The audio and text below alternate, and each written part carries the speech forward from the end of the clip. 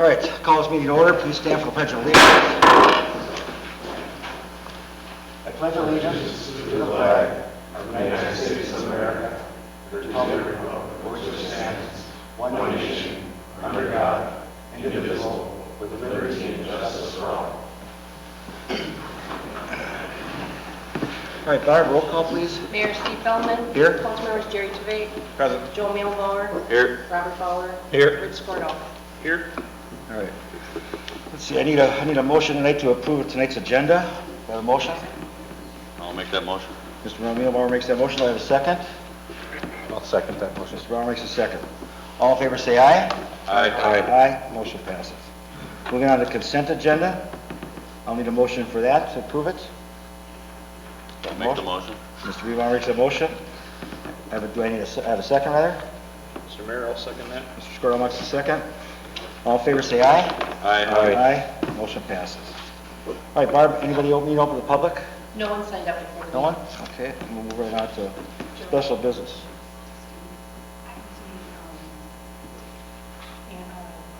Justin here. From Abdo? We have to go past the. Okay, we'll go past them. Okay, all right, we can do that.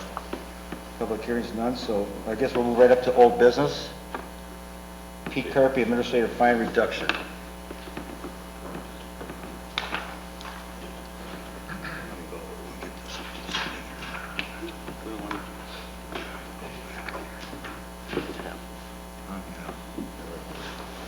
What page?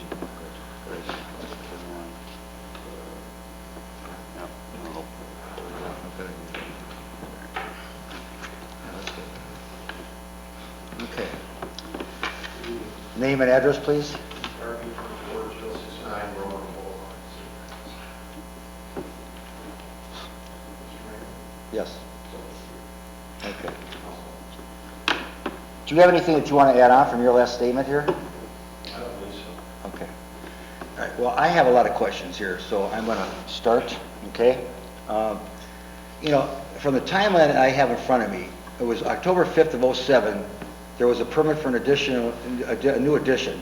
And Metro West had inspections on, progress inspections on 1, 2, 3, 4, let's see, on October 24th, 30th, November 8th, the 15th, to May 21st of '08, and then 6/11, 6/13, and 6/17. Now, that 6/11, 6/13, 6/17, Joe, is that the same year, or is that the year, the month and year? So are you citing from the timeline? On the first line of that. It goes up till May 21st of '08, and then it says comma 6/11, 6/13, 6/17. So once a year. Is that the same, is that the month and year, or is that in '08? That's the month and year. Month and year, okay.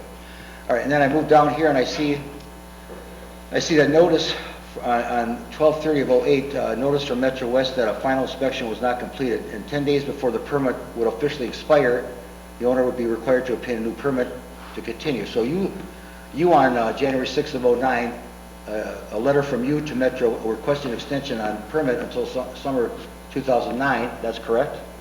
Okay. Extension granted to August of '09, and as August 2009, the addition new permit expired, and this permit has not received a final as of May 2017. Now it moves on to 12/31/12, compliance inspection by building official. 1/4/13, administrative notice sent, citing violation, city code 4-1-5, completion of exterior work, deadline 1/31/13, required action, secure building permit and complete exterior finishes.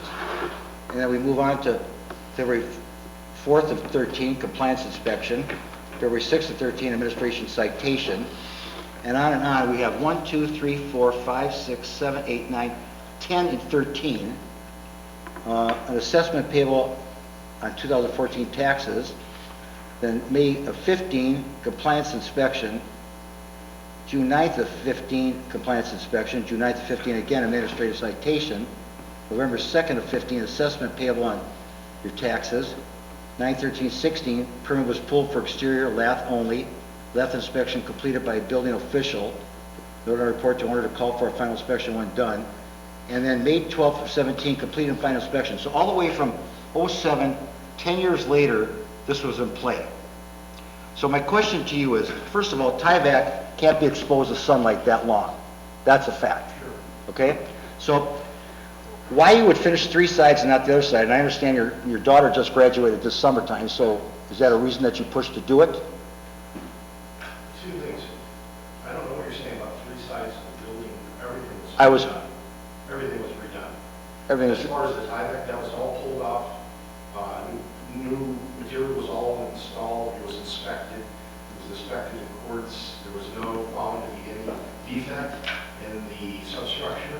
That would be underneath the paper that was installed. So, you know, it was completed. That's all we're going to say. I don't so know- what year was the whole building and when what the permit was actually pulled for completed? What year was it done? 16. 16. But it was started in '07 or '09? It's 07. So that's 9 years between beginning to end of a permit. So I question that. I mean, I know you told us you had financial difficulties, but it boggles my mind. I'll put it like that.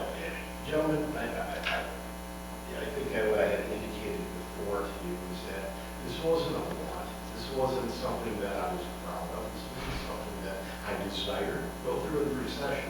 We have a big business, and just see how many are even left in this community that started out in the beginning of 2007. They're all people that failed. Fortunately, we were able to get back on our feet. We were able to complete the project. I think it looks really nice. I think talking to Joe, the building inspector that came out, thought it was a great job. That isn't the question here. The question is, it was done. It was finished. The question I have for the council needs to answer is, do you feel that the $4,700 plus interest was warranted in a distressed situation? And if it was warranted, then the question that I have is, how do we as a council, how do we as a city move on to say that I understand that we have to have, you know, that there is penalties for things that are not in compliance. I was a council member, I got that. The question that I have for the council is, what did the council do? What did the ordinance do? What did the fees do to remedy this problem? And this is why we have enacted fees, but we also try to work with people who might be going through distress. We're not here to beat up on people. We're here simply to, you know, try to get a cooperation. And when there was a cooperation because of financial challenges, I don't believe the city acted in the best interest by getting this resolved. And I don't think it can show that it accomplished anything. Well, it got you here. Well, that's true. It did get me here. And my question to you is this. I mean, you asked for an extension on June 9th and you received it. And even then, it went past that. You got an extension from '07 to '09. Right. And then, and they gave you that time frame to get it done. Sure. And then it went to 15, 16 before it actually got done. If I built a home like this, I'd be sued every way upside down in my business. So I'm just saying to you, you know, when do we say to you, it's fine for you, you went through some hard times and all this, when do we say, you know what, we're gonna not pay the city for what they put into it, the legal and all that, we're gonna keep pushing you for it, and just, we're not out here to fine people just for fine's sake. But something had to be done, and what we had to do for you, we're gonna be consistent with everyone else. Was it reasonable? Well, in your opinion, of course not. Well, I think that, you know, what was reasonable? And the court would ask, how did it justify getting done? That's the question today. How did it justify getting done? In other words, you charged. I still went out, I got the permit, finished the project. All right? The question is, how did the fee have anything to do with getting the project done any earlier? Mr. Mayor, may I? Yeah, one thing before I let you go, okay? Absolutely. You know, I sat in that audience for 2 years before I got up here, okay? I don't remember seeing you come forth on something like this at that time, so maybe I'm wrong, but I don't remember seeing you talk about this because I've read all those packets. So I'm just wondering, if it was such a concern to you, why didn't you come out in 14, 15, and 16? Why did you wait now? Because there's a new council, new mayor? I'm just asking a question. The real answer to that is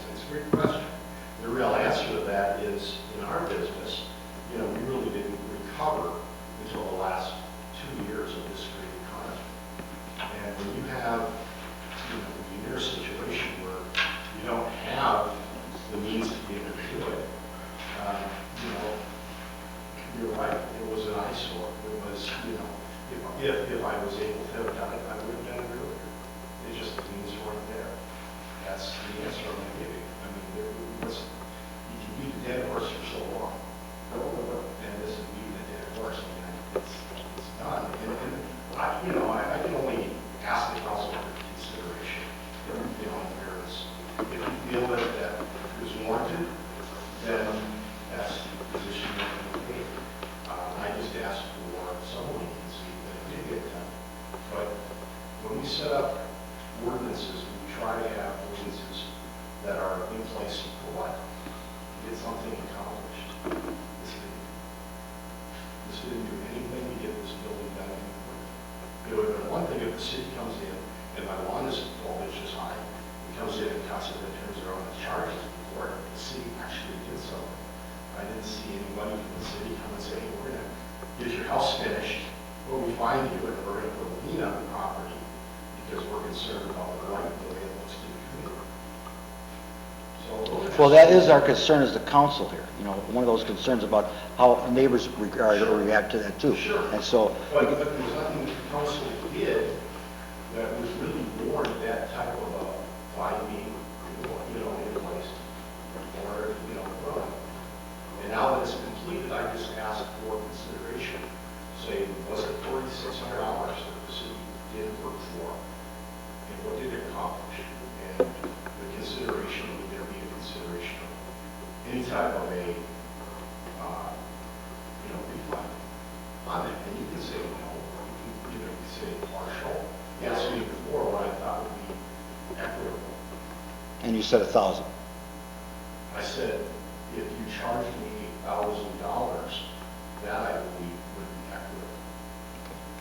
All right, Jerry? By the notes, it looks like the first administrative notice got sent out in January of 2013. January 2000, or from 2013, 2014, 2015, and 2016, the first meeting in November is the assessment hearing. Did you ever show up to appeal any of these assessments at that time? During that period of time, I should give you a little bit of a history of this. There was a unique situation that I didn't bring forward, but I will bring now. In our mortgage, it wasn't our first mortgage that had foreclosed on us, it was our second mortgage, which we had 26 acres adjacent to this land, which we used for collateral to finish the property. The second group decided that they were going to foreclose. They proceeded with that, and there was a group that came together and actually bought them out of what the house was. Then what happened was, you remember, we had this house flipping, and they were flipping and flipping and flipping. Well, we had 5 different mortgages calling us and saying, hey, you owe us for this. Our response was, who really has the mortgage? It was lost. It was never found. It ended up with Bank of America. The Bank of America came to us after 5 years,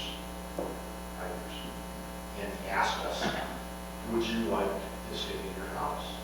We said we would. 30 million mortgages.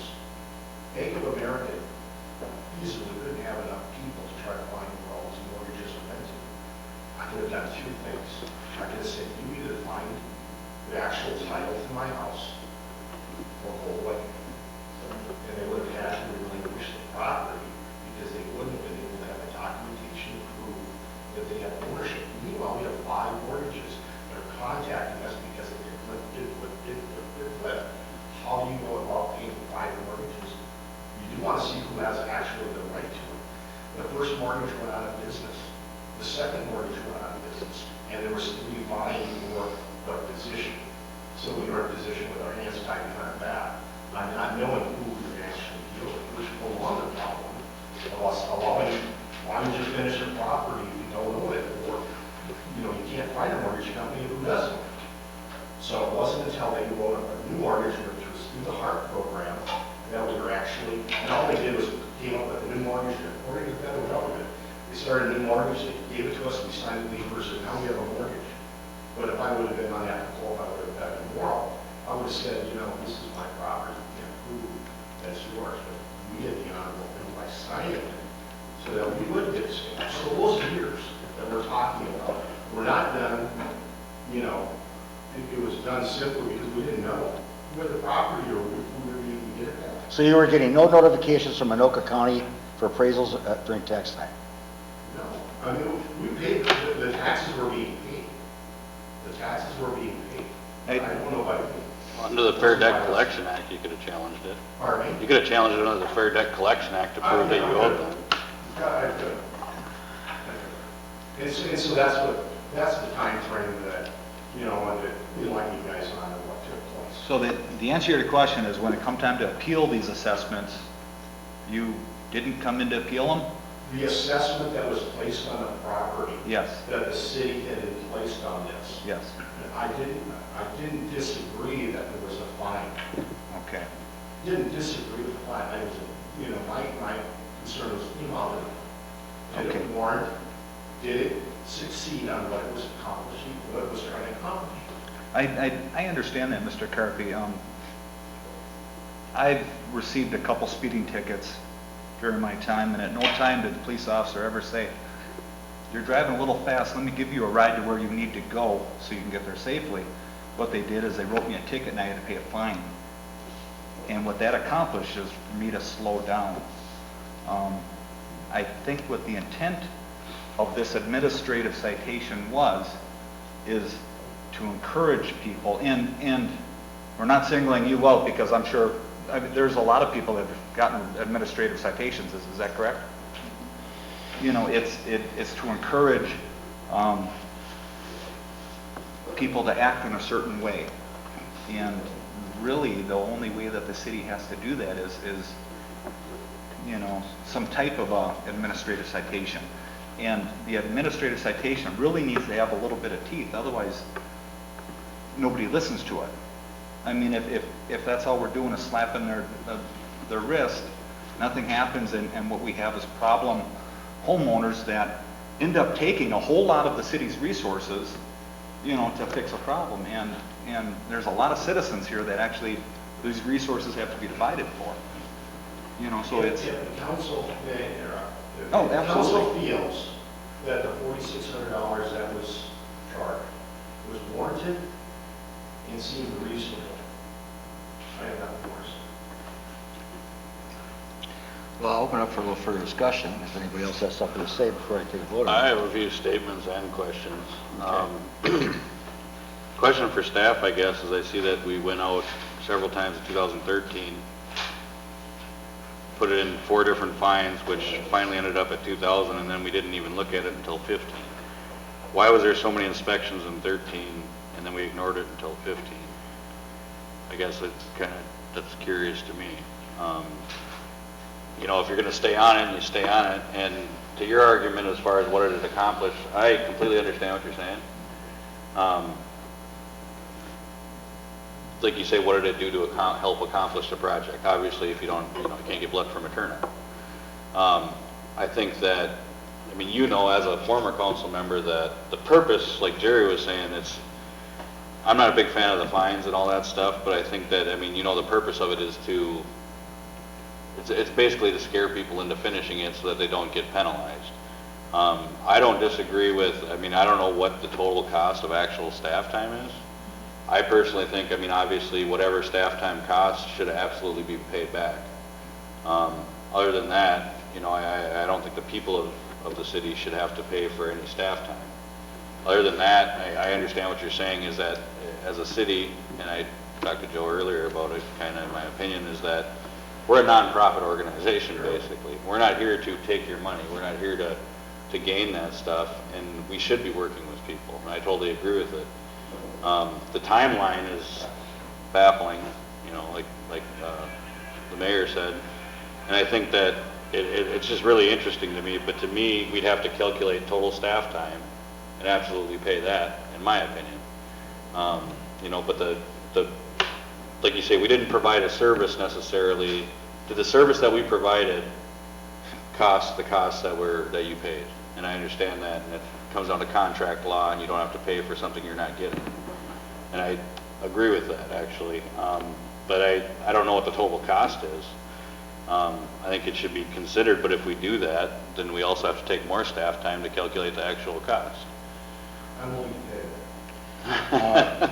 You know, That just But my I'm going to thought. say something here. In 11/4/13, the assessment was payable on 2014 taxes. So 13 in November, they put it on the 14, and maybe it's, and then there was a compliance in May 18th of 15. So Jerry, did you have something else to say? Yeah, I'm a firm believer of having the policies be equitable. I think it's a slippery slope that if we modify the fee schedule, citation, fine schedule for Mr. Carpy, I also believe that it would be fair and equitable to go back to the start of this program and retroactively refund everybody's money. If we're gonna do it for one, I believe that we should have to do it for all. Well, we've said all along, we need to be consistent. Well, and that's what I'm saying. I think that policy needs to be consistent, not ambiguous, and when somebody looks at it, they know what it is. And I don't think that we should wet our finger and find out which way the winds are blowing today to find out how we're gonna rule on it, and then tomorrow we might rule a different way if there's a different story. If we're gonna change it, you know, I'm not saying I'm against changing it. What I'm saying is, to be fair and equitable, I know we have a lot of citizens out here that have been customers of this citation program. And we ought to go back and look at them as well then. Mr. Tibet, I agree with partially with what you're saying, and I do hear what you're saying. The difference that Mr. Neubauer had mentioned was the fact that we went from $2,000 up to $4,000, and there was no service that was given to the project. I asked what would be fair and equitable, and when you say I'm going to put another $2,000 or $2,600 onto this, because we can, not because of what merit was, or that the city put staff into any more work that was already done, was what my argument would be. Is that, was it equitable when you do nothing for how many years, and then I get assessed $2,600 additional because we can? Or is it a matter of saying, what did it really cost? We can figure that out pretty quick, Mark, I think, with what staff had put into time. I don't recall anybody really coming out doing inspections on my place, and I think my wife was there. So is it a drive-by inspection that you're doing? It wasn't certainly out of the truck and coming and walking the house over. You can see from the road that it wasn't complete, so that's all I'm going to say. Whichever inspection was done, what actual staff time did it really take? And so I agree with what you're saying, Jerry. I do. I'm just saying, was the full amount reasonable? And that's what I'm saying. So it wouldn't be like everybody's coming in here because if they're $200, they're not going to show up. Right. But if the city were to be greedy here, we could have charged you more for 10 years. This comes down to $426 a year for 10 years, okay? If we were out to be greedy and mean, we could have just doubling that. So right now you'd have gotten to a point you'd be paying $16,000. But we're not doing that. We're not out here to fine. We're a nonprofit. We don't make money off of fines, okay? That's something I'm going to tell you that right now. But my question to you is 10 years in the making. And then 2 years I sat out there and didn't see you come forth. I would have been fighting this like a son of a gun from day one. And I tell you what, I mean, and grant you no money, I've been in hard times too, and probably all of us have. But you know something? There's other people here that we have to be consistent to that have gone through hard times too. So how do we deal with that? But again, 10 years, 9 years in the making. If the council thinks that the $4,600 was reasonable, then I have nothing more to say. I just don't think in this forum that, you know, I'm just trying to say what is equitable, what would be viewed as reasonable. And if you think that the $4,600 is reasonable, then that's where we're at. Mr. Skordal, do you have anything to add to this? I don't know.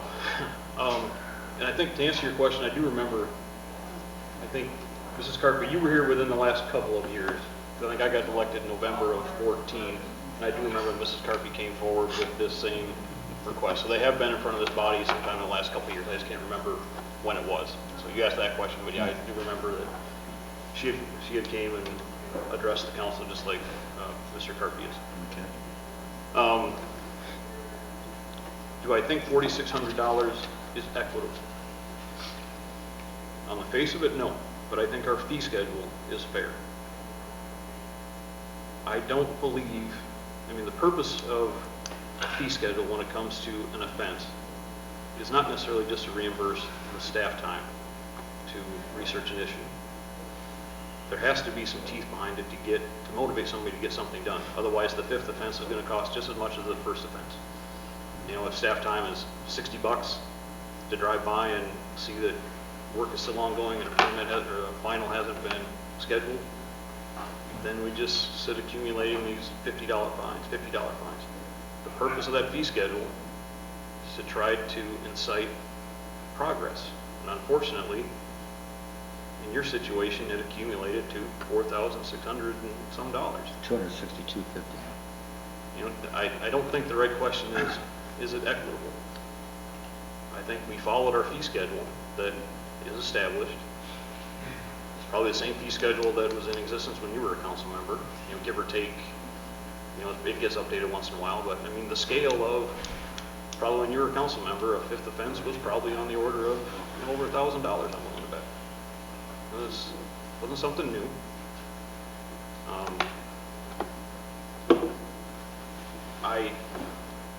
So I guess that's where I fall with, I guess, the dollar amount. I don't think equitable is the right terminology to use. It's a shame it is that amount, but what would you have us do in hindsight when, you know, the next, we have a situation in my neighborhood where, you know, someone has come and excavated it for a foundation that will not go in that lot. He's hit water. Now it just sits there. And if we just fine him $50 once every however long it takes, that hazard will be in my neighborhood for years, perhaps. So that's why the fee structure is scheduled or structured the way it is.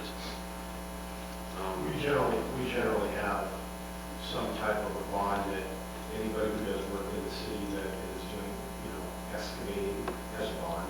Well, they didn't follow a process. They went out and started digging, so that's part of the problem too. Yeah, that's part of the problem.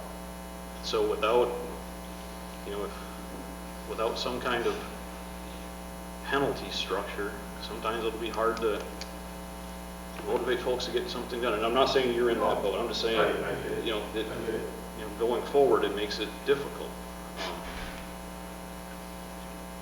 Joe, did you happen to have any staff compile amount of time that the staff performed? No, we did not, and just because of how far back it went, we had to work through legal bills and everything else for 9 years, and we just thought, if we get to that point with the council, we can definitely try and see what we could compile, but without knowing if we had to do that or not, we thought we would bring it to them first to get direction. You know, Mr. Mayor, and the only other thing I would add, and I've been thinking about this, and I don't know if it would make a difference, but the only thing I would be willing to do is if we gave Mr. Carpy a rebate of $1,000, but then he provides a $1,000 service to the city in some way, shape, or form. I mean, he's a small business owner on a farm out there. Perhaps, you know, we would have a need for, you know, a load of compost or some flower beds in the park. He could provide some wagons for city usage for Pioneer Days or something like that. If we wanted to work with him to bring that dollar amount down, I would be willing to maybe do something like that. But I don't think the fee structure is up for debate in my mind. All right, well, thank you. Mr. Bauer, you have anything to say? I do. I'd have to agree with Mr. Squirtle. The fee schedule is set in its entirety to get compliance.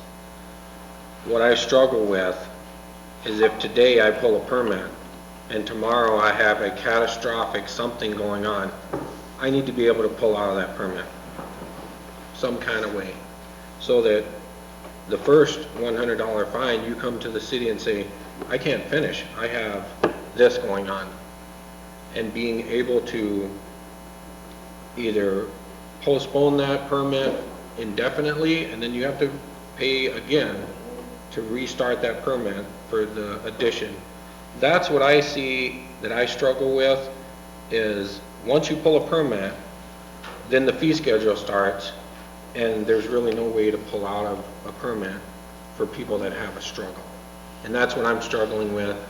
How do we get residents to be able to pull out of something that they start and realize they can't afford or whatever? the case may be, they have a life-changing event, and they can't do it. I'm not here to continue to find them, because that's not gonna accomplish anything, and it didn't. Let's, Kate, do you know anything about, let's just say, for instance, on a hypothetical, had he come forth in the first year and had a problem with his permit and couldn't finish it, and he came back to you and said, I can't finish it, would he not lose the cost of the permit? And then you have to reapply it, but he'd be done with it, right? Mayor and council, I think some of the question is that permit fee at that time was paying for Metro West. So we had contracted services. So we would have had to have looked at what are we paying already at that point. If there was a stop in work and that total hours or that expectation that was going to Metro was not needed, that might have been one question. But there was several inspections that had already occurred. You know, and additionally, at every point, so at the citations, at the administrative notices, at the assessment, they all allow a point in which a resident or a property owner can come in and appeal or dispute. So at every notice, they're provided that opportunity to either do a financial appeal with a citation notice, and that even goes ahead of our, or in front of our third party for an administrative hearing. So there are several points in which something type of an event could have been brought forward that would have stopped the continuous legal fees, staff costs, Metro West's costs, and our planner, because at that time we were 100% under a planning company. So all of that was also being reviewed by NAC. So an appeal at any one of those points may have stopped the ongoing costs from accumulating that point anyway. So all he would have had to do was to call up and ask that question, he would have gotten that answer? Yep, with the notices Alrighty. that is stated on the bottom, the appeal process, and then there is a brochure that can be completed. Gotta be right. But I had come in and I had discussed this issue because it's going to work. And that opportunity was never lent to me or given me the opportunity to do that. Yeah. And of course, that was what the prior city Part of administrator. Part of it is, it was ignorance on my part, not knowing that that was even a viable option. But when were you on the council? 2008. 2000. Well, 2008, I mean, this is 7. No, it was way before that. 2001. 2001? Yeah. 2001. I'm assuming that every, like you said, every citation or whatever that's issued, somewhere on that piece of paper, you would have to have something about appealing it. And I think when most people receive something like that, you look at it and you're pissed off, you know, do you read it fully? I get what you're saying, but I think too that when you say you didn't have an opportunity or know that you could do that, I'm willing to bet that if you pull out those citations today, there's got to be something on it just because it's legal stuff. That's my guess. I'm not, you know, I don't believe there's anything regarding appealing it. There's nothing. It wouldn't be on the permit. It would be on the Is there permit. anything there on a permit? Not a permit, but on the citations there would be, on the On the administrative. citations? Yeah. And in addition, also in the first meeting in November, there's the hearing to contest all the assessments. When the city's going to assess a property owner, there's a hearing for all the citizens, if they're getting assessed, if it's going to be put on their taxes, that they're sent out a notice saying that they can come in and appeal it and stop the assessment and that's why I was asking that question, because I know that letter was sent out.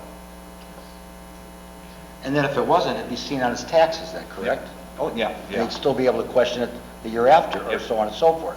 And my question to you, Kate, is like Mr. Bauer said, if he came in and said, I can't complete this, I'm financially bound, I just cannot complete this permit, would we have been able to stop it at that point for him and just have him, you would have lost the permit fee, but we stopped it and he would have reapply when he could afford it? Would that have been done, or could have been done? Mayor and council, I can't speak to how the past would have processed it, but through an appeal process, if it would have gone through the third party, it does go to an administrative judge that can make that decision and negotiate that, so that opportunity is provided to the residents and the citizens. And thank you. And Mr. Skordahl, I appreciate what you're saying, but I do believe consistency is a good thing. We sat here just recently on a 40-acre lot divided in two that didn't meet the 20-acre threshold. you know, we could have changed that to 35 acres, but then someone could come in and say, well, I've got 25 acres, I want to change it, can we change it for that? So my point being is, we need to be consistent, we need to be fair, firm, and square, and I believe in that, and I ran on that. But my whole thing on this is the time frame that this happened. If it was 1 year, 2 years, and you were being charged this kind of money, I might be receptive to it. But 9 years, I'm not receptive to it at all. I'm just not. And so, I understand your point of view here. I appreciate you bringing it forward. We have given you the attention that I think you deserved on it. I know he's thought about it. Mr. Scordahl alluded to that. I know I've thought about it a lot. I'll let you talk in a second. But I'm just saying to you that I don't want to open up a can of worms for other people coming forward to this council and then saying, well, we could take $1,000 off here and have you do community service and all that. I'm not going to ask my police people to see if you're going to be doing that public works or, you know, public stuff and all that, or make sure that you're doing all that. I'm not going to do that because that's just going to work into more staff time. So that to me does not play here. So what do you have to say? I was just going to say, and Mr. Scordahl was throwing his option out there with the community service. I believe Ms. Carpy she had her hand up. I didn't know if she had something to say or add to that or what. No? I have no idea. We work with kids all the time in our church. We've done it ever since Part day of one. why we were making it is because we did close because of all the kids in the high school that we're still supporting, that we're not charging. There was a lot that's sustainable in this town. I want to see this donations. We Other could have service, closed. letters upon letters upon letters. But that's not what we're about here. And I thank you for your time. I thank you for your consideration. Thank you. All right, so at this particular point in time, Joe, we have to do a vote here? Or what? We give them There's direction. no action, and you can take no action, and the fines will remain in place, so unless you're going to make a motion to direct staff to adjust it or take on one of those options, you would have to take any action. Well, do you need a vote on that or what? No? Does anyone want? I mean, no action means no action. It is what it is. All right, then. It's your option. That's your choice. Then I guess that's that. Unless someone makes a motion, I would assume. Well, I'm not calling for a motion, so So make them all. do you need a motion? If there's no action taken, no. No, okay, then I'm not calling for a motion. Thank you. All right, moving on. Is Justin's here? Okay, great. Then we'll move back to our special business. Abdo Eric and Myers on the annual audit. All right, good evening. Yeah, my name is Justin Nelson. I'm an auditor of Abdo Eric and Myers. First, I want to start by thanking the mayor and council for having us as your auditors. We really appreciate it. Darcy and Bill for their help on audit too. It's a big process and we're happy to present tonight. So I'll first go into the auditor's responsibility. I'll just go back quick to and point out that I do have a presentation, but most of my presentation is in the management letter. These things have kind of if you want to follow along with that, those are the things. Auditor's responsibility. Our responsibility as an auditor is to come in and give an opinion on the financial statements. And we are happy to report that we have a clean, unmodified opinion, which is the best opinion there is. So I think that's a positive sign. As part of our clean, unmodified opinion, we came in and we tested a bunch of transactions. And, we looked at a number of things within the city, their bank accounts, utility billing, payroll, et cetera, things of that nature. So as part of that, we did have 2 audit findings this year. One of them is very similar to the past, one is segregation of duties, but finance directors control over a lot of things. They're kind of just required to report that. It's a pretty common finding in cities, just kind of weighing the cost benefit of having additional staff to review and things like that. So that's pretty common. The second finding this year, as part of our testing of the cash, things along that line, we did find, it wasn't a bank account or an investment statement that had some old staff members as authorized signers. So we did have a finding for that. I do think that as part of our management response and some of our recommendation, I think that has been corrected. And what was that pertaining to, Justin? As far as what was the sanitaries on what accounts was that? I believe it was 4N, was that correct? Yeah, and again, I think that it wasn't so much, it would have been probably difficult for the prior staff member to have access to their list, but they were listed on the statements and as part of our municipal legal compliance testing. And that's been corrected, Darcy, right? All right, thank you. This is something we're going to report.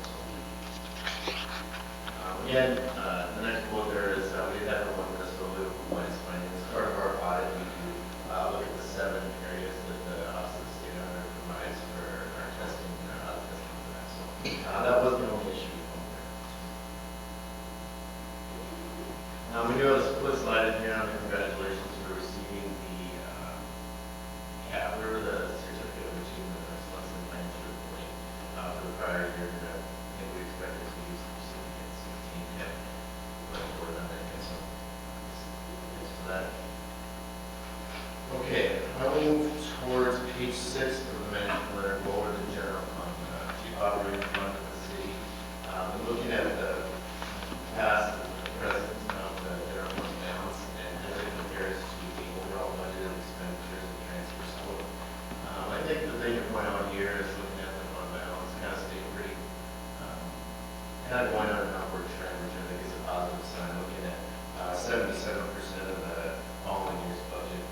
The chart is a little bit tough to read, but the percentage really matches up with the 2016 fund balance as compared to the 2017 of the following year's budget. So the chart is correct. So again, I think the thing to point out there is just a good positive trend with the general fund balance.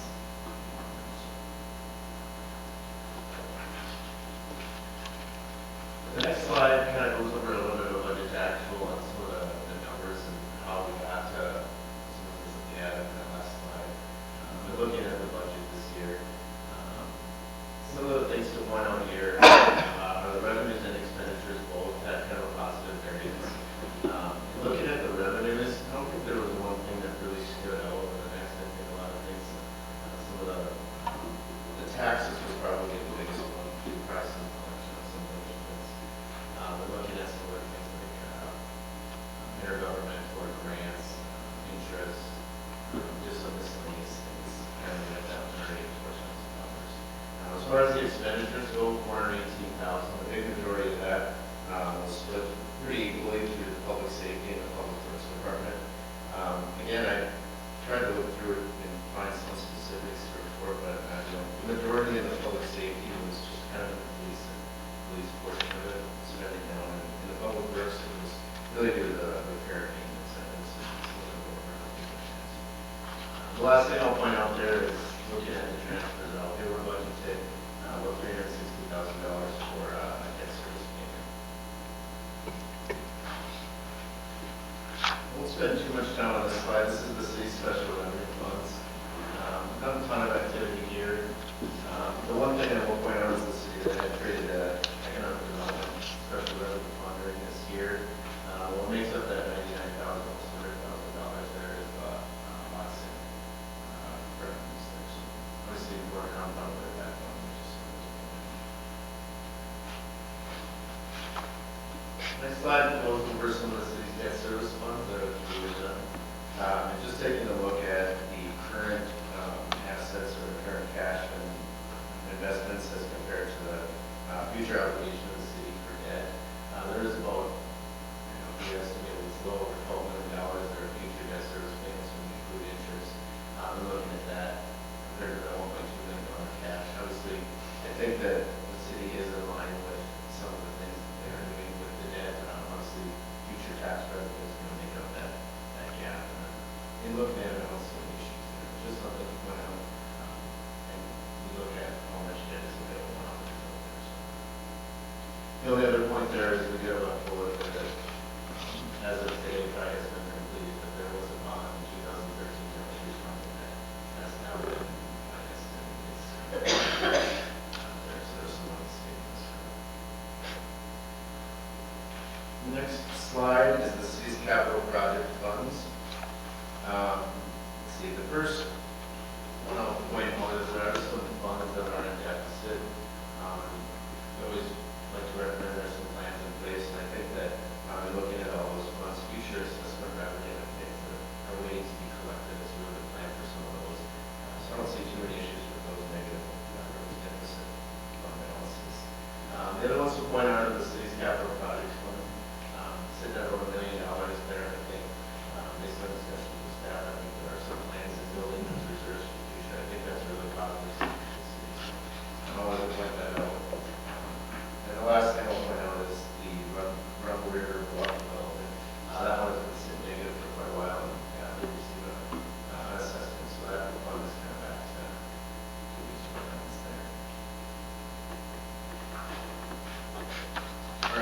The next in the management there, I want to word a little bit just to get the liquor store, so it's not forgotten about. I have the liquor store here first.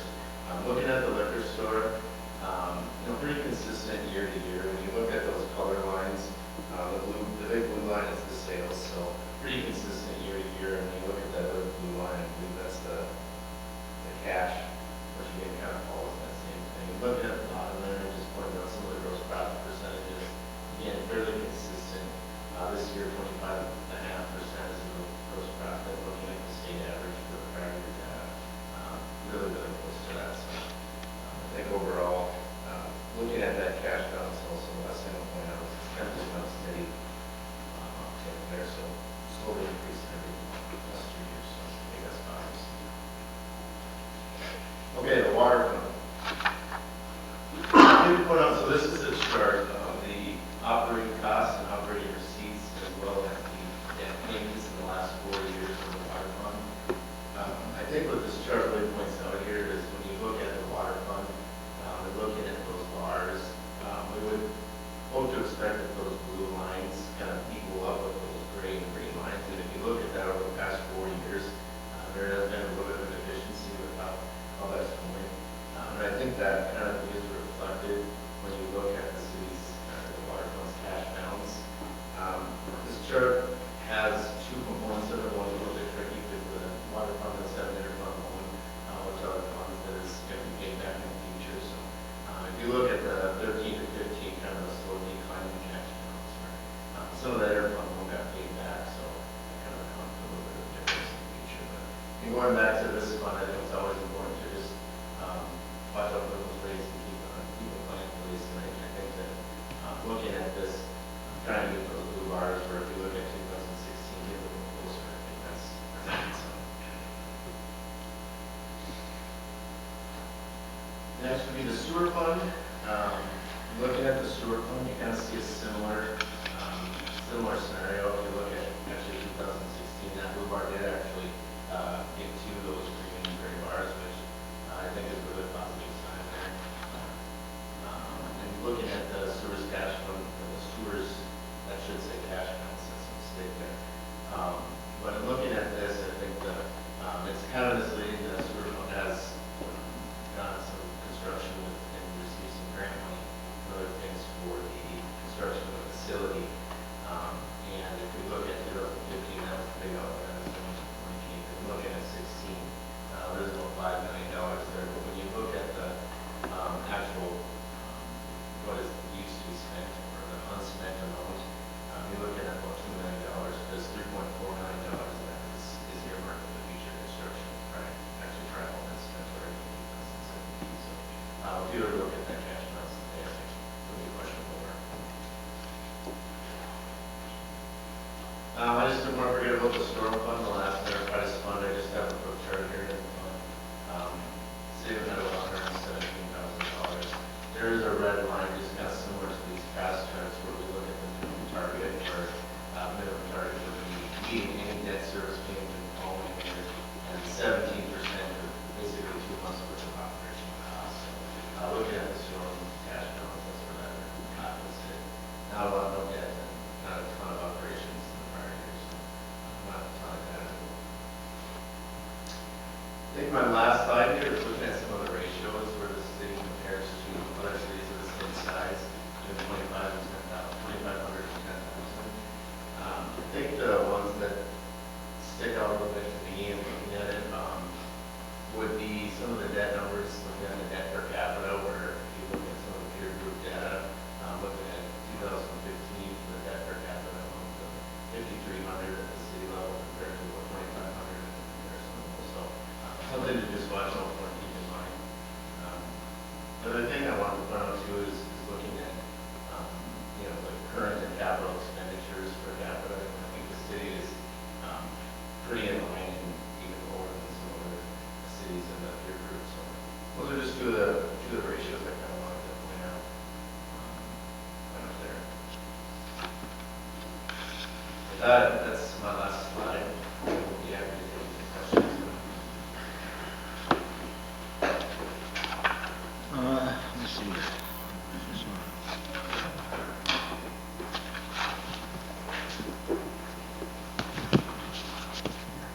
Well, first of all, I appreciate your work. I saw you guys working pretty hard at this. You know, from the last year, when I saw your audit, one of the questions I had, by the way, when I sat in the audience and I saw this graph, the bond debt kind of bothered me, you know, between principal and interest. So I'm just stating this for the fact, for the public in general. We are being fiscally sound and we are freezing bonds only unless it's an emergency. So we will get our house, you know, fiscally sound by not pulling bonds for wish list items. Okay, only needed items. And we are on a budgetary plan now with the capital improvement software, planning 10 to 20 years out in advance and planning for the things that are needed and required for the city as ongoing problems and that. So I like what you did here. I think the thinking here now is a little different as far as being more fiscally sound, like I said, and more prudent to that effect. So I think in a long time, I guess what I'm saying is by the next time you do an audit to us, we should see a lot different graphs in different colors with more of the blue and less of the red. I will say that for now. Any comments on this from anybody? Cool, you did a good job. Yeah, I do too. Thank you so much. I think you did a really great job. To me, I don't understand how the budget can be that much higher than the actual fund balance. How do you have a budget higher than what you actually have in your pocket? As far as for the general fund? Yeah. Well, I know what we even mentioned, you know, I think the city has a policy for how much of that percentage they want to keep on hand.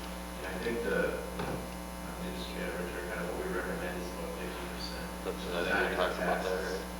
And things. I guess I can answer your question specifically. No, I get it. Darcy, you want to enlighten a little bit on that? Or? I talked with Darcy about it too before. Well, and we've made the proposal at the work session that we're talking about taking some of that money and transferring it and helping start up the street fund, so. For street maintenance, Yeah. roadways, whatever. Yeah. So, we've had several years on the street, you know. Well, we haven't done Wasn't anything. done, so that's what generated us going up so much.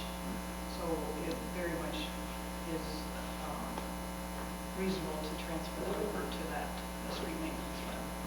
And to let everybody know that next year, in 2018, will be the first year that we are partnering with 9 other cities. Coon Rapids is the one in charge of it.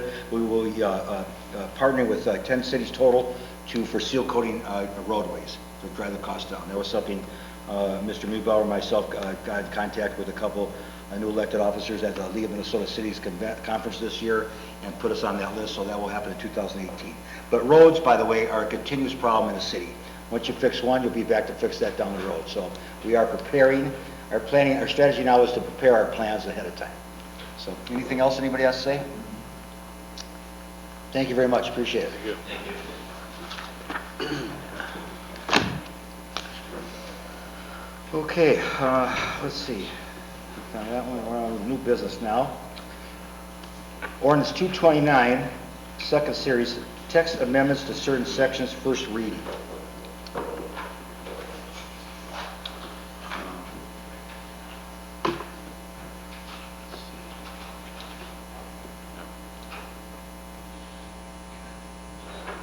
First reading, okay. Let's see, now I saw the action to be considered, and I understand a lot of this 1-1-2, all that stuff. So if you can explain that to me, you look like a lot of ones and zeros to me. But Matrix? So, Honorable Mayor, members of the council, these are simple text amendments throughout our city code, and that's our numbering system for the code sections. And that's how we lay them out. And so almost all of these code amendments are positions that are dedicated to certain roles and responsibilities. Just prior to us getting this electronically available for MuniCode, we wanted to update these simple text amendments all in one action, I guess, if you will, so that we could get the latest and greatest information on our city's website when we get MuniCode up and running. okay, so that will enhance MuniCode to work well with it then? It'll just ensure that we have the most current code version. So there's no real policy adjustments in these text amendments. It's just, you know, different roles and responsibilities as the city staff has grown over the years. A lot of these text amendments were probably not made to keep up with that, so we're just kind of doing it all. And also let the public know is that that's going to go in conjunction with our new website that will come online in August, but you'll be able to go on there and look at the codes online, or call city as you can anytime, but you'll be able to see the codes as they've been updated, as they are current, and what they were in the past, and you can look at what they were and what they are. This is more in keeping the public informed on how your city runs and in which way you can work better with us and we can work better with you. So, any other thing on it? So if I understand this right, the center column is the is, and the right column is the what it will be. Correct. So if you're looking at that center column where you see the red text, that's what would get changed out for what you see in the right, Yep. in the right column. Looks fine to me. That's I would enter a motion that we adopt ordinance 229, second series of ordinance amending all that stuff you see written there. all right. Do I have a motion? I would second that. Okay, I guess I have first and second. No, but any further discussion? All in favor, say aye. Or it's an ordinance, right? I got to do a roll call. I got to remember that. Okay, we'll do a roll call. Barb? Feldman, Aye. Bauer, Aye. Skordal, Aye. Debate, Aye. Mueller. Aye. All right, thank you. Always remind me about that one. All right, let's see, moving on to the fire department, SCBA air pack purchase and resolution 2017-13 transfer of funds. Mayor, council, in your packets is an agenda item to consider the purchasing self-contained breathing apparatus for your firefighters and your fire department. I guess I can answer any questions that you may have on that. I believe we talked about this in the work session quite a bit, and Yeah. how it would benefit the firefighters, how our stuff's pretty much outdated right now. Well, I don't have any questions. and I just want to say to you that you know, I ran on saying that we were going to be fiscally sound, and we are, and that we're going to be doing budgetary items, no wish list, and only preempted by an emergency item. And this I consider a pre-emergency item. And we can't send our firefighters in without the proper gear, just as like if a hose had a hole in it, we can't do that either. So we're not, even though it's an unbudgeted item, it is an important item and a necessity. So that's the only thing that can exempt, but non-budgetary. So I just want to let the public know that that's why we're doing that, or we will be approving this, I would imagine. So, anything else? Any other further discussion? Well, I would just say that the budget implication, like it says here in the packet, that the money's gonna be transferred out of our liquor fund to help to fund this. Yeah, thank you for pointing that out. Right.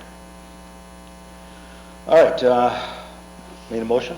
So we'll need a motion to approve the SCBA purchase and to adopt resolution 2007-13 authorizing the transfer of funds from. All right, seeing as Joe took my part, then I'll make the motion. I'll make the first motion. Do I have a second? I'll second. Okay, Mr. Neubauer seconds it. Brian, any further discussion? All in favor, say aye. Aye. Motion passes. And how soon do you have those already, by the way, or you? No, we're about 90 days out if we 90 order days? them this week, is what the vendor said. Okay, good. All right, Public Works, routine replacement of emergency snow removal truck. Mayor, council, in your packet tonight for your consideration is the purchase of a new snowplow truck. Our current truck has had to live in a very harsh environment and is starting to fall apart and cause us some issues. We've also we just experienced some, more issues than what we should have, just due to the environment that it had to live in, with the salt being left on it all the time because no place to dump it off and storage of it. With the new facility, we are able to take care of that piece of equipment better, but this one is quickly going downhill. All right, well, anything else, Paul? I can answer any questions that you might have, but certainly, there's some inefficiencies that do come along with this smaller truck. We did talk about refurbishing the truck and trying to keep it a little while longer. The trade value of it versus the cost to refurb is pretty significant. It's just not there. It doesn't pencil out. It was over 50%. Over 50%. So, we're looking at, and at that point, we're not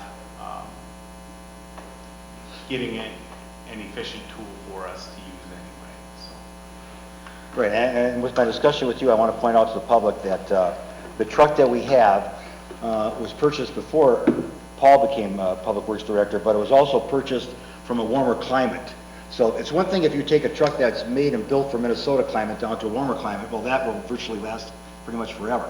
But if you take it the other way around, say something from Florida or, you know, in a warmer climate like Florida, and you bring that truck up here to put it to our snowfall and our requirements, well, that truck's not going to make it. Where 2 inches down there could stop the whole state from working, 2 inches here that's nothing. So it was purchased not with some regard or thought behind it. It was just a truck. Now we are going to be getting a truck made for this climate, and I could tell you, and I could attest to the fact that the way Public Works Department under his tutelage maintains these vehicles, be quite a long time before we have this come forth to us, I would imagine. Right? That is our hope, yes. Okay. All right. And the funds are, it's a budgeted item. It is all there. This is a budgeted item. You know, we started considering the replacement of this for 2015. So we were looking at quotes prior to that, putting together numbers. It is a budgeted item. There is $200,000 sitting there. Right now, what you do not see in your packet is a trade value of our existing truck. The last time that we brought this up or talked to our vendors was July 14th of 2015. We did get a trade value of $42,000 for our truck. Now, it's a couple years older and it does have more miles on it. We do have new rear tires and new rear springs, as you guys are aware, but we just don't know. I would anticipate it's going to be less than $42,000, but we still should be within that $200,000 mark. Right, as you stated before, I think you said something like $28,000 to refurbish it versus Yes. 42 traded. So, Yes. and on that, also explain to the public when you're saying about how efficient this is going to be versus the other one, from the back plow to the front plow, that scraping thing you were talking Sure. about. The current truck has a front-mounted wing, which is a great thing when you're plowing snow, but we also have belly blades underneath these that give us the ability to scrape when we have ice conditions or things like that, or lighter snows.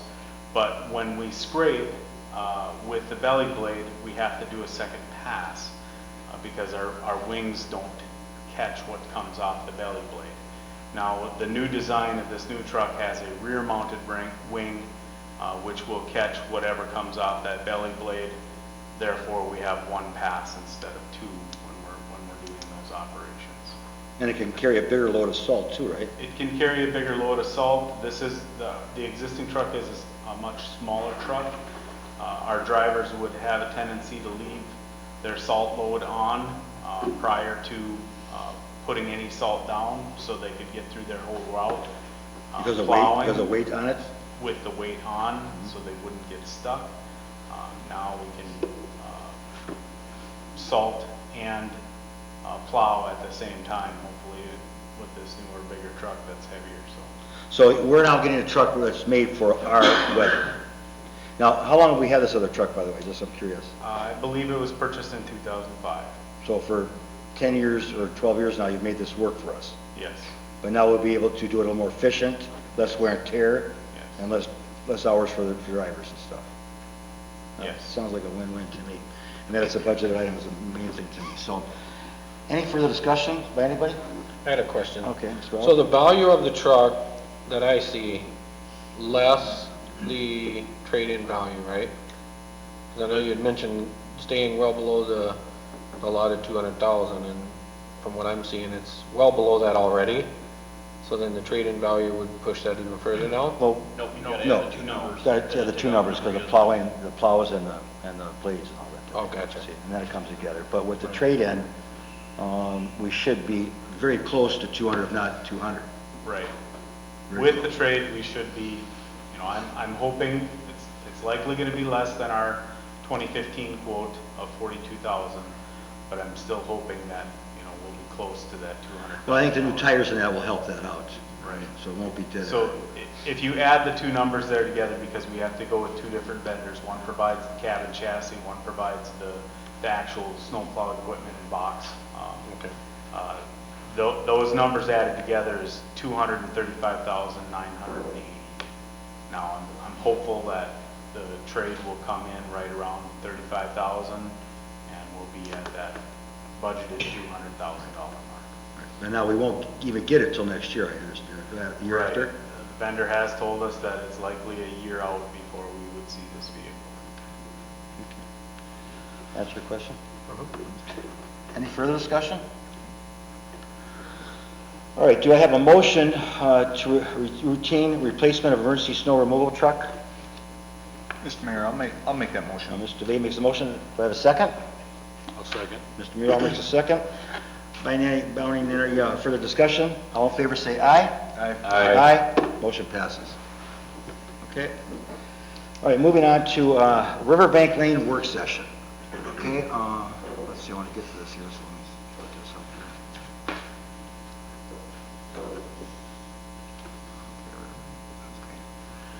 All right, Joe? Honorable Mayor, members of the council, we ran into some issues. I know you had directed staff to secure a location for June 12th work session. That was not possible. So we came up with June 13th, that Tuesday, in the community center. So just a little changing of dates. I wanted to just formally set it here tonight, and then staff has prepared a notice letter to send out to all affected property owners tomorrow morning right away, so we can give them as much notice as possible. But we just wanted to run through this with the date change and make it official. Okay. And the date is going to be Tuesday, the 13th at 6 p.m. at the community center part of the city hall. So Shelley's here, and I've emailed Shelley and Aaron already about it. And I would appreciate letting everybody know that the mailing's coming out this week, so that they'll know. And we'll have Craig from Hawkinson Anderson there, along with Kate, I believe, is going to be there. Oh, no, we don't need you there. Sorry. I don't think so. We're going to have, Paul's going to be there. That's right. Paul, you're going to be there. And then, of course, council will be there, staff and that. So we're there to work with you, ask questions, hopefully be productive, not shouting. And we're looking forward to it. So get that word out. We'll get the word out, and we'll plan on it next Tuesday. So thank you. Okay? Do we need a motion for that? Or just, oh, I do. Do I need a motion for that? For the date? Okay. All right, well, do I have a motion to accept the date for the Riverbank Lane work session? Mr. Mayor, I'll make that motion. Mr. DeVay makes the first. Do I have a second? I'll second that. Okay. Mr. Bauer makes a second. Mind any further discussion? All in favor say aye. Aye. Aye. Motion passes. We'll see you then, Shelley. Okay, July 3rd, City Council meeting to discuss that. So let's do that. Joe, go ahead on that one if you have anything to say on it. Sure.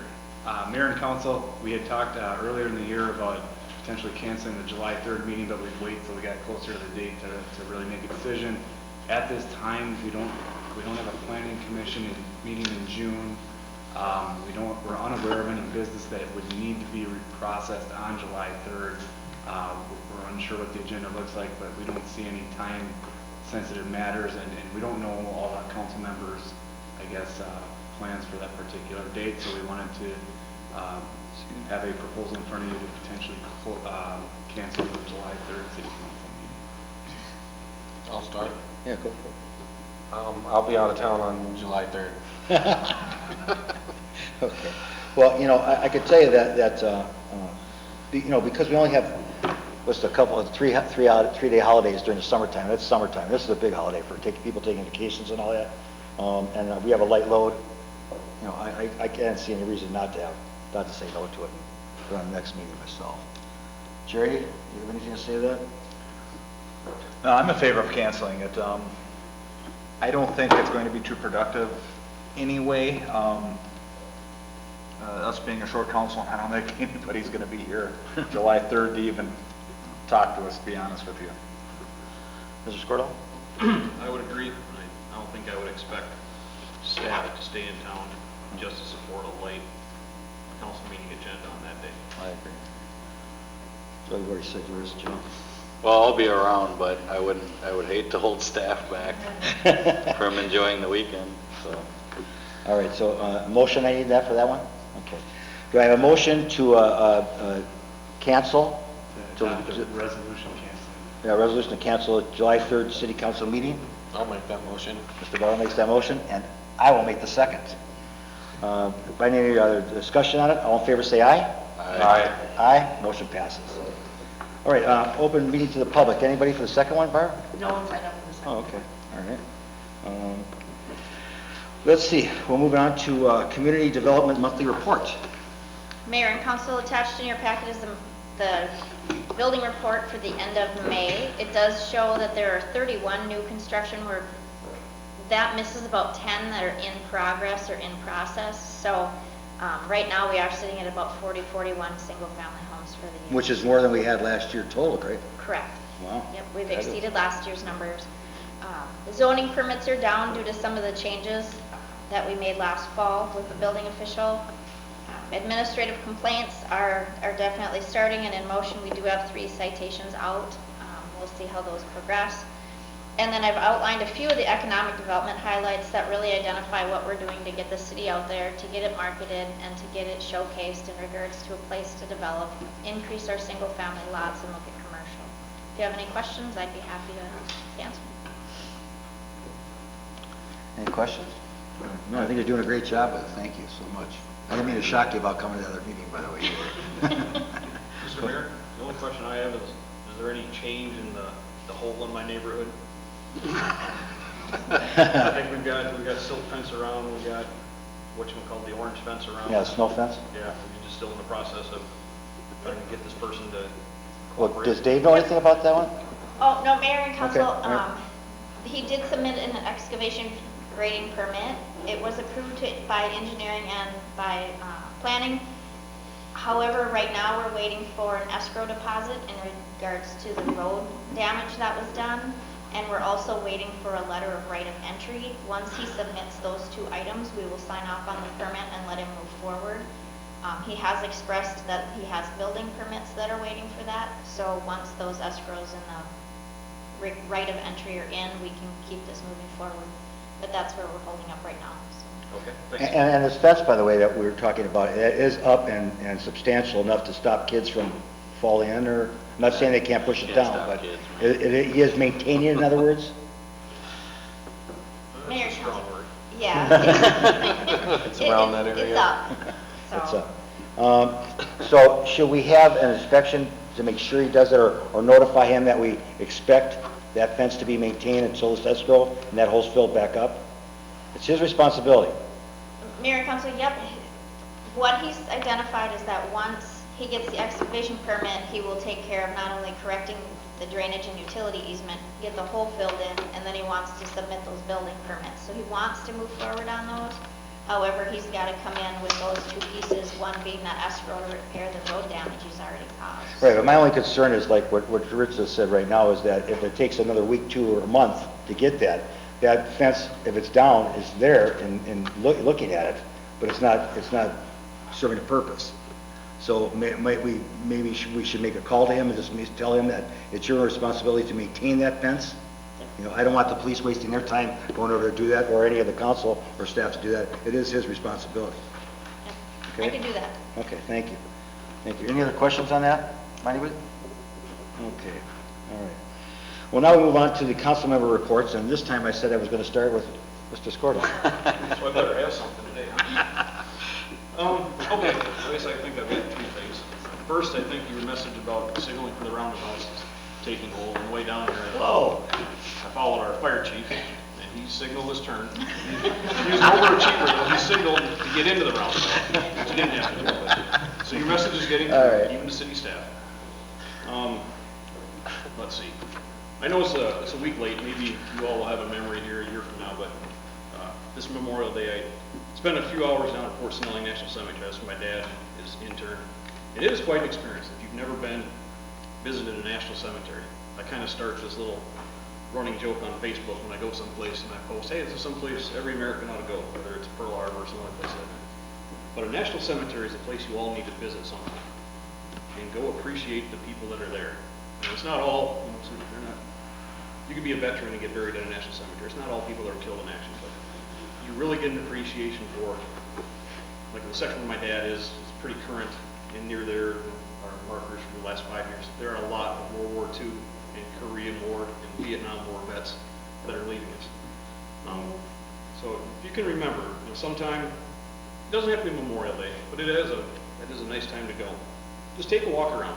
I stumbled upon a grave I'd forgotten. There's a young man from Maplewood that was killed in action in Afghanistan in 2010. I stumbled on his grave. It's kind of a moving experience. If you haven't had a reason to go, if you don't have somebody there, you should go. And the only other thing I was going to mention, at work today, one of our employee groups had Senator Benson in for an hour. She just gave we'll talk about this, that, and the other stuff. And, one thing I would encourage you all to do, if you ever have an opportunity to meet or listen to some of your other elected officials, take that opportunity. That was the first time I'd ever been in the same room with her. She was, and I'm not advocating go vote for anything, but go take some time to go meet some of your other representatives if you have a chance. Every once in a while they have town hall meetings or they have whatever. Go hear from them. You find out they're an awful lot like you. She's got kids in, well, I guess they're grown now, but kids in Cub Scouts and kids in Boy Scouts. And you have a lot of stuff in common with these people. And I guess, I didn't have to go push for the bonding bill that had already been taken care of. But anyway, it was a nice little presentation to the engaging person. I think we're kind of lucky to have a person like her as a representative, in my opinion. So that's all I have. Thank you, Rich. Rob? I'd like to say that we're gearing up for Pioneer Days this weekend. I'd like to see a lot of participation out there. The fire department's going to be hosting bingo and food right after the parade. Get out and support your local fire department and enjoy Pioneer Days the whole weekend. Let's get out and have fun. Okay. Joe? Well, Pioneer Days again, bring it up.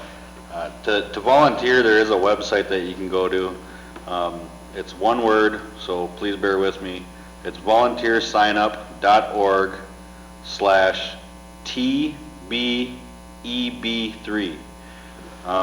Any kind of volunteering you can do, whether it's picking up trash in the morning. They have a lot of different things to volunteer for, to be active in the community. And I hope that we get out there and support them.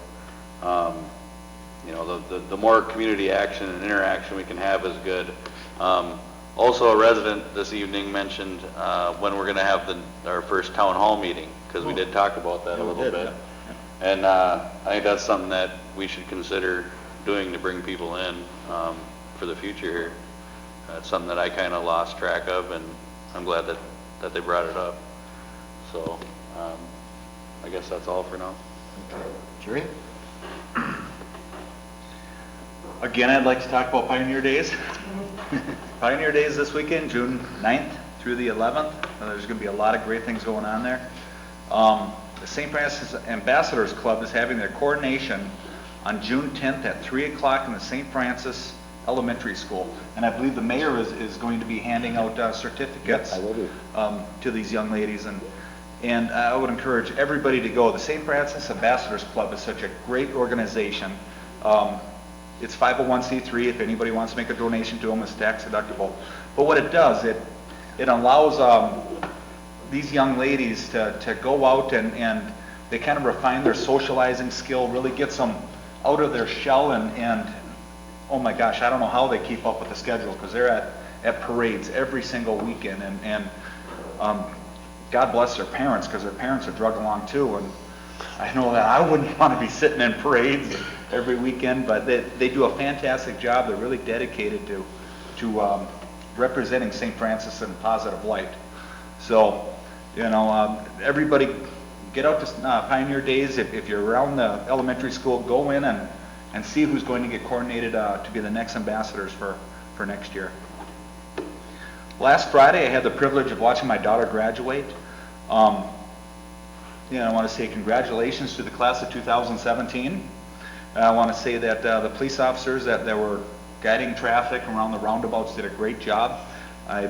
It was backed up, but I mean, you kind of expect it to be backed up with everybody. It was great weather, so everybody could sit outside. There was a lot of people there, so it was awesome. But the police officers did a great job. Kids did a great job, so I want to congratulate them. But with that, that means the school's out, so I want our drivers to watch out for kids. Crossing crosswalks, now they could be anywhere at any time. And it's kind of scary, so you keep your eyes open. Other than that, I think that's everything. Okay, all right, thank you. All right, well, I'm going to mention, of course, Pioneer Days, and I will be volunteering, and I guess I'm on trash duty and barricade duty, so according to Paul, will be putting me to work, I'm sure. And I will be there to hand out the certificates and Ambassador Club. I think that's a great organization too myself, so. And I am glad that Rich brought that up. I'm glad that my persistent signaling and the roundabouts is starting to actually affect people. I'm thankful, and I'll keep mentioning as much as I can until I see it all. But that's good, and I hope people are getting used to roundabouts. They're here, we have to make the most of them. They seem to flow traffic well, but there's always that hesitation when you don't signal that people are holding back to see which way you're going to go. Are you going to exit it, or are you going to go continuously around to it? So signaling is a little thing, not required by law, but it is a good thing to do. So please think about that when you're doing it. Also, the weather's nice out there, and like Jerry alluded to, the kids are out there, so be careful when you're driving around there. They can pop out of anywhere, so I've got 5 grandkids. I know you got to keep your eye on them, so that's important. Also, the newsletter came out for summertime. Read in it, you'll see some of the things that we're doing. We hear you about the water rates. We hear you about Bridge Street and 47 on the road that you want tied in and the stoplights there. We are working with MnDOT. We are doing a lot of things here that just can't come to light yet, but are in the works. As I mentioned before, we have a new website coming in August that's going to be much more user-friendly. You're going to be able to sign up for updates in that. It's going to be something that's going to help you communicate better with us and be able to, instead of that call, you can get on there, maybe save yourself that call, but always know that the city is always there to call and talk to help you out wherever we can. And that's what we're here for. And again, as I mentioned before, we're not here to fine or punish people. We're out here to work with you. It's your city. We know we work for you. And so help us to help you make the city a better city. Enjoy Pioneer Days, and thank you for coming out to the meeting. No further business? I only have one thing to go back. When you mentioned town hall meeting, that made me think that we probably have 2 council meetings between now and the night to unite. So I don't know if there's anything we want to talk about next time we get together about what we would like to do. And the last time it worked out really well. We had a lot of staff participation. It was just staff came and was available. I'm not advocating doing anything different, but that's probably usually around the first week or so of August when Night to Unite takes place, right? First Tuesday. So we would have the council meeting, second one in June, and then the second one in July. If we wanted to have a discussion Because about that. I know when campaign, I said that we'd have a town hall every quarter, period, for a year. That's the first. But our plate has been so full of stuff already, so, but yeah, I like that idea. So we should get that out, and we'll decide on a date and get out to the public on our website and Facebook page. So I think that's an excellent idea. Once again, we want your involvement. We want you to come to the meetings, and we've set the guidelines as far as common respect and common courtesy, leaving your anger at the door. I think people are understanding that now. We want your engagement, and we are here to work with you. So seeing that, I'm glad to start seeing some response from people and some openness and some good things I'm hearing out about and all that. And if you got some better ideas than we do, please bring it forth. That's why we have 2 sections open to the public in our meeting now, one at the beginning and one at the end. And we run more of an informal, formal thing to get you a meeting atmosphere to get you involved. I know it's hard enough to come up to that podium. It's hard enough as it is from this end speaking, but engagement helps us to know what's going on in the city. So once again, enjoy Pioneer Days. No fault, I guess that's One thing real quick. I know the last half a dozen meetings, people are come up here and after the fact. And it's really hard to deal with stuff after the fact. And I know you alluded to it. Please approach the council and find out the information first. We had an incident tonight. There's the incident in Mr. Skordal's neighborhood with a hole. We had the property owner with that purchased the land. Yeah, for acres, yeah. So it's so hard to do something after the fact, and it's so much easier to try to guide people to do the right thing beforehand. So I would encourage you, if you have a question, call, ask. send an email. I mean, there's 100 different ways to get a hold of anybody here on the council and staff, so, you know, please feel free. Yeah, and I just want to add to that we do respond to emails and phone calls, so, that's a good idea. What Jerry's basically saying is before you start your project, and if you don't know which way or direction to go, we're here to help you. Kate, Community Development Director, does excellent on that, and same with Joe and staff and that, so we're here to help you. Before you put that shovel in the ground, know where you're going, what direction to take and all that, and let us help you get there, so, I'll ask one more time anymore. I call this meeting adjourned. Thank you.